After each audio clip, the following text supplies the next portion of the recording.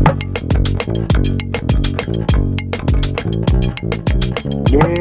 boy. Lipo, lipo. I'm on nothing. Dana, Hi, welcome back to Le Bon. My name is Evelyn and I am your host. So, today's episode is really just going to be me venting about something that upset me. So, consider that your warning. Stay if you'd like, go if you'd like. But that's what today is about. So, a little backstory. A year ago, I moved from the East Coast to the West Coast. Now, I didn't want to move from being in the East Coast directly to Los Angeles because I don't know the area. I didn't know much to just move somewhere. So my boyfriend got a job in an area called the Inland Empire. It's like an hour plus away from Los Angeles. And so we kind of just based everything off the fact that, okay, he has a job, he has an offer letter. So we need to plan our life around that. So I was working in hotels at the time. I applied to the same brand of hotels that I worked for in Florida. And they had one opening in a hotel in the area close by to where he got his job. And so we decided, okay, we need to find somewhere to live in this general area, in this vicinity. And so we ended up signing a lease for an apartment in Upland, and the apartment is called Stoneridge Apartments. And when I tell you that it was literally the worst apartment or dwelling, because I've lived in single family homes, townhomes, apartments, it was the worst place I have ever lived. And I hope that by making this video, I can save anyone from the stress of living somewhere like that. So everything was fine, I think, for the first few months. I want to say like the first 3 months, I had very little to complain about. Nothing in the scope of like, wow, it sucks to live here yet, right?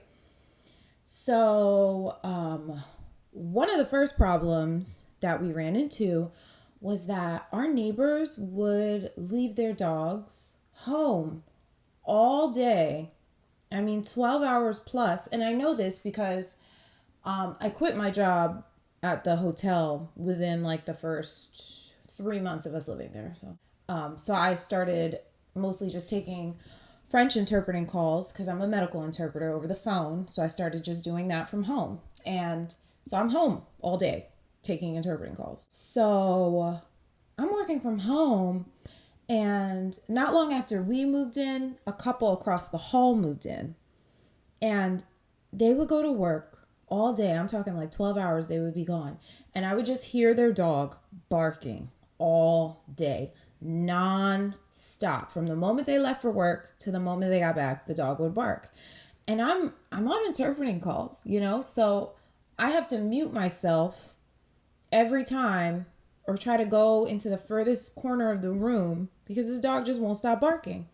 And I understand that dogs bark, but this dog was barking like all day. Like that can't even be good for the dog. So I called the apartment complex and I was like, hey, can you get in touch with this owner? Because their dog is like, it's freaking out. It's been like, this is the second day in a row where the dog is just barking all day. And then they call me and were like, oh, well, the owner said that they got the dog during the pandemic and now they have to go back to work. So the dog's just not used to, being home alone. So like, sorry about that. I'm like, okay, but like, maybe get a dog sitter, have someone come check on the dog, like maybe work out your, like, why would y'all get a dog and you just thought you were never going to go back to work, sis? Like, anyway, it's not my place to judge, but I was just like, y'all need to do something because some people do work from home. I let you guys know this when I applied for the apartment and you said, oh yeah, our community is super quiet because, it's in the suburbs or whatever. Not the case. So then the problem starts with another dog, totally separate dog, living directly across. Like, we have a patio, and there's another apartment building right in front of our patio, and they have a patio, so our patios are facing. And so they start leaving their dog outside all day. And so, like any dog who has been left out in the sweltering heat with all these unfamiliar sounds coming from every direction, that dog barks all day. And I was like, you know what, whatever. I just complained about this other dog barking all day. Let me not. But then it started to become like the summer months. And in the Inland Empire, the summer is brutal. Brutal. It's hot. It's like 100 degrees, like almost every day in the Inland Empire in the summer. And they had this poor dog out on that balcony with no kind of shade to hide under, just like out in the sweltering heat day after day after day. And then the dog started barking at night. And I was like, look, either y'all do something or I'm calling animal control, because it can't be like legal to leave a dog outside in the heat all day. And they just didn't care. So I told my complex, like, y'all got one more time or I'm calling animal control, and I'm telling them that y'all are complacent in this, because this is also like a noise violation. You can't have your dog barking all night starting at from midnight to like 4 a.m. Like, I'm sorry, what? I understand that, okay, maybe y'all can't accommodate me working from home. There's always going to be noise at home. Like, even now where I am, I'm in a new apartment. It's amazing. I love it here. But I think they're like fixing something. They're fixing something. And so sometimes I hear drilling and stuff like that. But they sent me an email, They let me know that there's going to be noise today. And also, it's not every day. It's like, sometimes you got to drill in the wall because something went wrong. That's understandable. These dogs were every day. So yeah, I told them, like, if that dog is outside in that heat for one more day, I'm calling animal control. And so after that, they did not leave the dog outside anymore. I think that really hit home, because I had it drafted. I had a letter drafted, ready to send it to animal control. But I didn't end up having to do that. And luckily they took their dog inside, because, like, why do you have a dog if you're treating it like this? It's not a garden gnome. It can't spend all day outside. Like, it's a part of your family. When it's 100 degrees outside, it doesn't need to be outside. You're not outside. You're inside in the cool air conditioning, living your best life, drinking an iced tea, while this dog is out in the sweltering heat. For what? Anyway, so then I think the real problem that just didn't sit right in my soul was the roaches. So I would like to preface this by saying I'm very clean. I'm meticulous. My African mother beat it into me, okay? She did. You didn't dare leave a spoon in that woman's sink overnight, because she was kicking the door in the morning. And I'm talking 4 a.m, because this woman liked to go on early morning walks. So you come outside and watch that spoon you left in her sink, right? So I'm conditioned to be clean. So anyway, I'm clean, y'all. I'm very clean. And these roaches were relentless. And I'm talking, like, what was crazy was it was every kind of roach. I was fighting different species of roaches all at the same time. And it didn't matter how clean we kept the apartment. I mean, we never left food out. We didn't leave water standing. I wiped down the counters every day. I swept and swiffered the floor every day. I vacuumed every day. I dusted. Like, I kept that apartment clean. And no matter what I did, there were roaches. I mean, everywhere, like everywhere. So I paid for pest control as part of my, bills for living in that complex. And if I have so many emails of me requesting the pest control to come, because it didn't matter how many times I got pest control to come, these roaches would not disappear. They would still be running around the entire house day and night. And I'm like, what kind of roaches are these that they're running around during the day? I read that roaches are nocturnal and they only come out at night, and they know it's nighttime because y'all, we make less noise. So like the fact that they were running around during the day, like it was rampant. We tried bug bombs. We tried those little plastic things that you put in the corner that they're supposed to eat and it's supposed to kill their brood. We got the people to come spray. It got to the point that their exterminator came so often that one time he came, he was like, look, he told me, I've seen your place. Obviously, you're a very clean person, but there's nothing we can do to stop the roaches from crawling up the drains and into our apartments. And I'm telling you, when I started to try to plug the drains in the kitchen, in the bathroom, in that little bathroom in between the room and the bathroom, and there was just literally, there were always roaches, always. There was just nothing to be done. I couldn't do it. I mean, when the guy who's exterminating your apartment, maybe this is the drywall they were telling me about. They called me the other day and said that they would have to do something about drywall and like pipes and noise, and I was like, whatever, that's cool. But it's just like been a few days now, and I guess I wasn't paying attention. It's fine. I'm just trying to do my podcast at the same time. But yeah, the roaches they were like, I feel like I'm traumatized.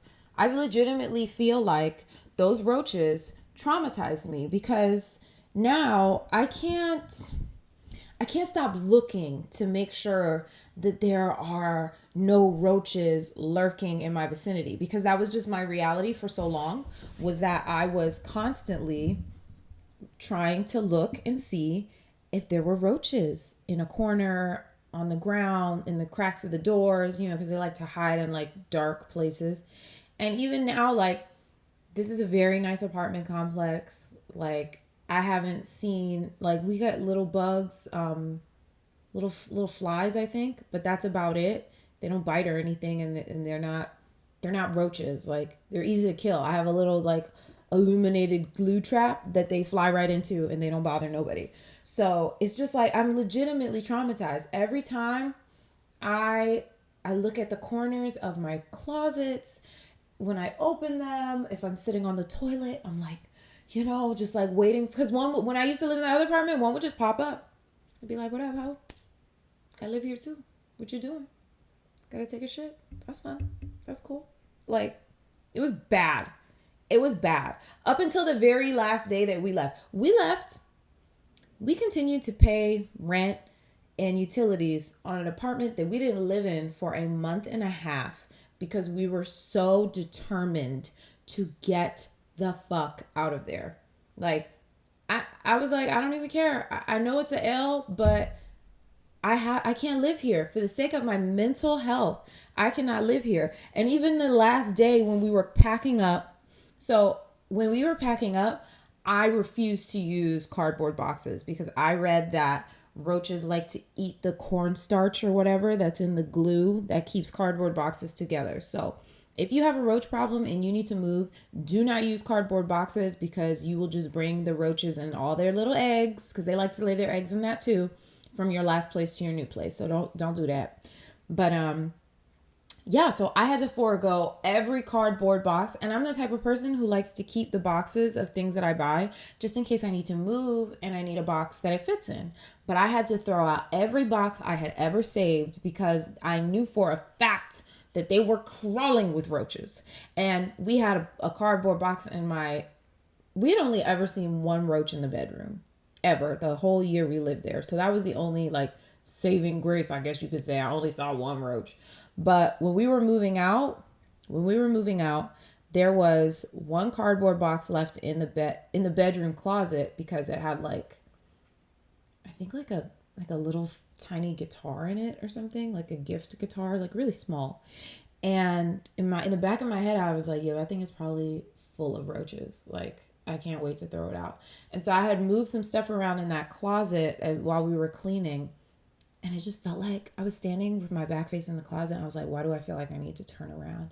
And I turned around, and there was this just like mega roach sitting at the top corner of where the doors meets the where the door meets the wall, just like, and it was almost like defiant. Like it saw us and it wasn't scared. It was like, "Oh, what's up?" And I was like, "See, that's probably a mother roach protecting her babies inside of that disgusting cardboard box, probably crawling with her children."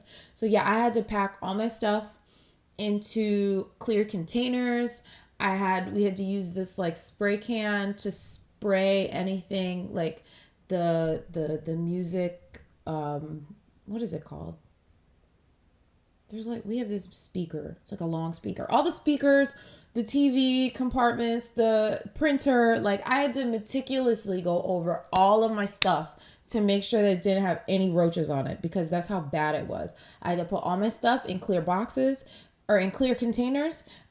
When we did get here, we left our stuff in the clear containers for like 3 days before we opened it, so that if anything was inside, it would be suffocated.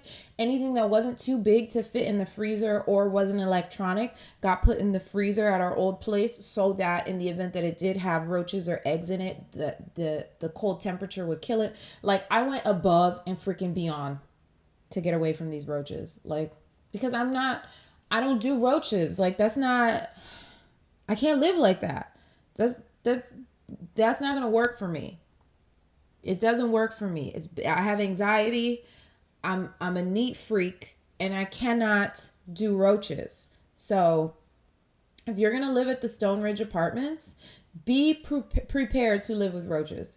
If you are going to live at the Stoneridge Apartments in Upland, be prepared to live with roaches. Because it doesn't matter how clean your apartment is. It doesn't matter how often you mop the floor. It doesn't matter how often you Clorox everything.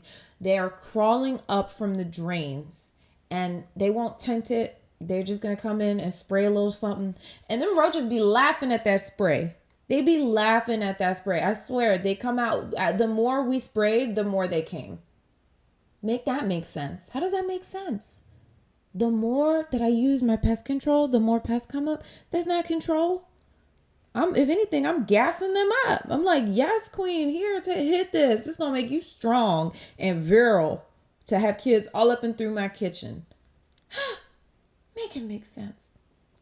So what else would I say was part of the terror of living at Stoneridge Apartments? Probably the lack of compassion and empathy from the people who work at the front desk. So there were like a series of unfortunate events that happened back to back while Mercury was in retrograde. I'm going to blame it on that because that was a crazy time. So first, I still don't know what the cause of the fire was, but there was one day where I was on my iPad finishing up a French interpreting call, and I looked outside on my patio that faces my neighbor's patio, and I saw what I thought was smoke rising from his building. And it was like black smoke. It wasn't like clear smoke that could be from like a grill or whatever. It was the kind of smoke that appears when like raw materials, gas, wood are burning. So I ran out because I was like, oh my God, that guy has kids. Even if I hate him and his damn dog, I was like, sir, are you okay in there? Is there a fire? Is your building on fire? And he ran out and he was like, no, everything's fine in here. Why? And I was like, well, there's smoke rising from what looks like your building. And so he went inside and put on shoes, and we put on shoes, and we walked through the complex to see another building behind his burning, fully engulfed in flames. I have a video actually. So yeah, it took them maybe like an hour or two to put the fire out. It took a while because it kept like springing back up in like the attic or whatever, in the vents. You could see it, like little fire shooting out of it. It was crazy. So that happens, and like, I don't know about you, but they told me they were doing drywall here and sent an email and called me, like a follow-up call, to make sure that I knew what was going down in the community. Like, you hear that in the background? So they let me know that was happening. There was a whole building that burned down. We didn't get an email, a message, a voicemail, a messenger pigeon, nothing. It was not even mentioned The fire burning down wasn't even alluded to until, so the fire happened on Monday. And then on Friday, if you live in California, then you know about the Santa Ana winds. I be hearing y'all talk about the Santa Ana winds, but living through the Santa Ana winds, now that was different. Forgive me if I'm wrong. I'm not a meteorologist, so I'm not exactly sure if I'm describing this right. But from what I remember, the Santa Ana winds is a phenomenon when there is a area of low pressure over the mountains, and we lived right in front of these mountains at the time. So it's when an area of a low pressure system comes down to the mountains and pushes all the wind that would normally just like be hanging out in the mountains at that higher altitude down into the valley. And so it ends up being, I've lived on the East Coast my whole life, so I know hurricane winds. And when I tell you no wind has ever had me shook the way that these Santa Ana winds did, I was like, oh my God, are we going to die? It sounded like the roof was about to come off the building. It sounded like the doors were, it sounded like, like the devil was trying to get into my house. Like, it sounded like the doors were going to fly off the hinges. It was crazy. I actually didn't sleep, mostly because, once again, sitting in my living room, looking out at the window towards my patio, and behind our neighbor's apartment, there were 3 trees. And these things was swaying in the breeze. And then all of a sudden, I see the tree on the left, the furthest tree on the left, like tip a little bit this way and then fall out of sight. Fall completely out of sight. And I jumped up and I was like, oh my God, babe, a tree just fell. But he was like, yeah, I don't think that, hopefully that's not what you saw. And we'll go check in the morning. And so the next morning we go out, and surely enough, I also have pictures. And it wasn't just that one tree. So many trees fell. So many trees fell in our neighborhood. We're really lucky. One, that we didn't live in certain apartments because trees literally fell into people's apartments. And 2, that, there are trees in front of us so other trees could have fallen and they could have fell. If they had fallen a certain way, we would have got hit. So yeah, it was kind of crazy. The fact that it was crazy that an apartment burned down. They didn't send an email. And then when the winds blew all those trees over, they were like, basically, we understand you guys are having a hard time getting around the complex with all the trees down. We were hiring some contractors to get that done. So please be patient. And then they were basically like, if you have damage, call your renter's insurance or your car insurance. And if you've been displaced, call the Red Cross. So there was no empathy. There was no compassion for the fact that if you lived in an apartment and your apartment burned down, that's kind of traumatic. It's a little traumatic. Just, even saying our thoughts are with those who lost their property. If you need help with resources, you can contact the office. It just felt really cold and uncaring, especially after first a building burns down and then trees fall into smashed people's cars and apartments. So it was just like, wow, these people don't care about us at all. And then there was also the fact that after a while, they literally just stopped responding to my emails. Stopped responding. I'd be like, hey, I need pest control here. I know they do it on Thursdays. Can they come Thursday? No response. Hey, tomorrow's Thursday. I just want to make sure pest control is coming to my apartment. No response. The day of, I'm calling. I'm like, hey, nobody responded to my email. I need to make sure that pest control is coming because these cockroaches are ruining my goddamn life. Oh, sorry that nobody got back to you. Yeah, they're totally scheduled to come by. And after that, I just was like, okay, babe, you're the one who has to send all the emails because nobody wants to respond to my emails anymore. It was really disrespectful. Also, towards the end, we were having, not even towards the end, when it got cold, it does get cold in California. It's not like freezing, but it does get down to 30. So we had like a little cold snap here. And of course, we go to turn on our heater. That bad boy don't work. It was like, no, I'm not doing it. It didn't work. And I sent an email and I sent a service request for them to come fix my heater. And they would not come. I had to harass them for days and finally pull up in the office and be like, hey, when is somebody coming to fix my heater? Because it's been cold all week and all you guys gave me was some little space heater that's running up my electric bill and not keeping us warm. And I need you guys to fix it because I pay rent here. And the little girl at the front desk had a whole attitude. She's lucky I was in the middle. I was damn near this close to having an asthma attack, having to walk my ass up the hill to come talk to her in the first place, or I would have been a lot froggier. I was like, I see you're nice and toasty in here with a fireplace. I would like to be toasty too, where I pay rent. So can you send somebody to fix this? It was just like a lack of disrespect. It was just a lack of respect, of general respect, of y'all pay rent here. You pay your rent on time. We never have a noise complaint from you. Nobody's ever complained about me. Y'all never call me talking about, hey, the unit next door says you need to keep it down, or the unit next door says you're acting a fool. Relax, get your dog or get out. I don't have a dog. I don't have anything. I'm a quiet, mind your business kind of person. So it was just the lack of respect, empathy, not responding to emails, the fact that there were roaches all the time. Oh, and then they had this one raggedy ass pool man. So they had this ginger man who would deal with the maintenance of the pool area. And he was so rude. He was so rude.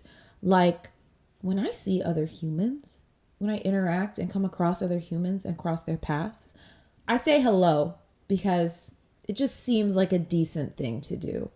And he would never acknowledge me back. He would never say hello back. He was just rude. He would just walk right past you. There was this one time we walked into the pool area and walked past him. He wasn't in the pool area when we got there. We walked past him on our way to the pool area. I said hello. He didn't respond. That's fine. You know, fuck me. Kept walking. So me and my boyfriend start to get in the pool.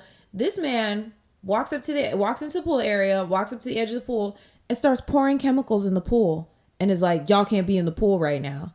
And I'm like, you're a raggedy bitch because you could have fucking said that when I looked you in your eye and said hello like a polite human being. But instead, you woke up this morning and decided I'm going to be a raggedy bitch and not respond with a hello. And you could have just skipped over the hello and said, y'all can't go in the pool. I'm about to put chemicals in it because you saw us wearing bathing suits with towels opening the door to the pool. And instead, you chose to be a raggedy bitch, wait till we already got in the water, and then start pouring chemicals talking about y'all can't be in the pool right now. Fuck you, sir. If you ever watch this, fuck you. You're a miserable prick. And I hope you stub your toe every morning. Yeah, I said it. That's what you deserve in your life. You deserve to wake up every morning and stub your pinky toe because there was no need to be that raggedy. So yeah, everything about the whole experience was raggedy. So when we moved out, we left that apartment spotless. And I will also show you the pictures that I took of the apartment as we left. Spotless, right? Clean, everything. Vacuumed the carpet, cleaned all the appliances. Oven was clean. Fridge was clean, swept, Swiffered, the whole 9 yards. And they had the audacity to not only take my entire security deposit, but also tell me that I still owed them money on the pristine apartment that I returned to them. I shouldn't have to pay for you guys to, I don't even know. They said it was $190 to paint the apartment. What were you painting? The pictures that y'all took didn't show any paint problems. The paint was fine. What in the fuck are you talking about? It was just madness. Living in that place was already so traumatic, and you guys feel like it's okay to take people's security deposit for what you would have had to do in between tenants anyway. Why should I have to pay for the maintenance that you have to have on your complex regardless? Like, I didn't mess up the carpet. There are some people who we didn't even have pets. I never even spilled water in that apartment on that carpet. I vacuum that carpet once a week. Like, there are people who have pets. I can't imagine what they charge the people with pets. If me, my pristine carpet needed to be charged to be vacuumed and shampooed or whatever. They said they charged me for apartment cleaning, which is like, what are you cleaning? The apartment was clean. You said it yourself. They couldn't even get us on the blinds because we replaced all the blinds. The blinds were in perfect, pristine condition. He ran to the blinds to see if that, because I know that's an easy little $300 for them to say, oh, we have to replace all the blinds in here. But they couldn't because none of the blinds were broken when we left. So in conclusion, I think what I'm trying to get at is that if you want to live a peaceful, calm life, do not live at Stoneridge Apartments. Not to mention the fact that there were transients who would literally live in the carports. Like, this is where I'm supposed to park my car and then walk to my apartment after I park my car, like if I get off at night. And I didn't feel safe doing that because there were all kinds of people just wandering around the complex. Somebody parked in our carport one night. We had to find out where to park for the night because we couldn't figure out how to get the car out of there. Like, people, when we went back to clean out our apartment, it was like the Sons of Anarchy took over that whole complex. There were these biker guys outside fixing their fucking bikes right outside in the parking lot. Mind you, it says in our lease we're not supposed to sit outside and fix our cars and bikes. So now all of a sudden we're not abiding by the rules of the lease. Y'all be ready to charge people an arm and a leg to do cleaning that you're supposed to do regardless. But the Sons of Anarchy can pull up with their bikes and tinker with them out front. Also, we had already moved into the new apartment. We got an email talking about due to an incident, there's going to be 24-hour security on the premises. What happened? An incident? Was it the Sons of Anarchy? Was it while they were tinkering with their bikes? Like, what happened? So yeah, just if you're looking for a place in the Inland Empire, do not move to Stoneridge Apartments because they're not going to care when you tell them that there are problems. They're not going to rectify your problem. Hell, they might even say, screw your email. I'm not answering it. So yeah, that place is trash.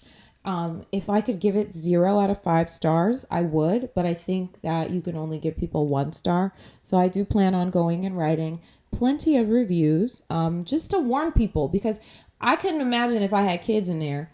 How could I forget all the water shut off notices? So not only is your place crawling, and I mean crawling with roaches, but every other week your water is going to get shut off. They're going to send you a water shut off notice. And they usually didn't know for how long your water would be shut off. They're just like, it'll be shut off for a while. Just figure it out. And at first I was like, man, that sucks that they keep having to shut off the water because of the city of Upland. But then I contacted the city of Upland and I said, hey, my apartment complex keeps shutting off our water and saying that it's on you guys. Like, what's going on? And so somebody got back to me and said, your apartment complex refuses to upgrade the pipes underneath the building. So as a result, those pipes keep backing up into our system and we have to come in, shut the water off and fix it. But what we do on our end is only a temporary fix. Your apartment complex has been saying that they're going to get a plumber to go in there and fix the problem for months, and it hasn't been done. And as a result, we have to keep shutting off the water in order to make sure that their pipes don't mess up ours. So yeah, Stoneridge, maybe you should get your shit together, because making people live with roaches and then shutting off their water every week is disgusting. It's nasty. It's inhumane, really. And it's funny because they raised the rent so much in there. Not that I was going to renew that freaking lease. Even if they lowered my rent, I wouldn't renew the lease there. But it's the fact that y'all are charging like $2,000 for a 1-bedroom apartment. And y'all got people out there like they're living in the slums with roaches. And it's like, If it was 2,000 for a one bedroom in Los Angeles, I would totally understand. But in the Inland Empire, you're in the middle of nowhere. You're out in the boonies. You're in the sticks. So, yeah, just if you value your sanity, if you don't like living with vermin, if you want people to respect you and have some like semblance of empathy and compassion, do not live at Stoneridge Apartments because you will be miserable. You'll spend every single day trying to kill roaches, trap them, keep them out to no avail. You will be kept up night and day by barking dogs because they don't make people take accountability for their pets. They just don't care. And then you're also going to owe an exorbitant amount of money when it's time to move out because they're going to charge you for regular maintenance and wear and tear that they should be keeping up with anyway. So, yeah, that concludes this episode of Les Bonnes. If you want to catch the visual version, make sure that you click the link to watch it on YouTube and follow me on TikTok and Instagram for a sneak peek of the next episode. Thanks for coming. I hope you enjoyed. I hope you take heed to my warning if you plan on looking for apartments in the Inland Empire. And best of luck. I know it can be really hard to find an apartment at a reasonable rent in this market and in this time, but you know, with a little bit of pre-planning and you know, making sure that you have all your ducks in a row, that your credit is good, that you have enough to put first, last, and security, like you can find the right apartment. I love the apartment that I live in now. I don't have a pest problem. People actually treat their dogs really well here. So you don't hear barking like at all, except like, you know, when they're playing and stuff, but it's not like that consistent 3 hours straight I've been neglected barking. You know, if there's maintenance or if something happens, then they send you an email. They're very communicative.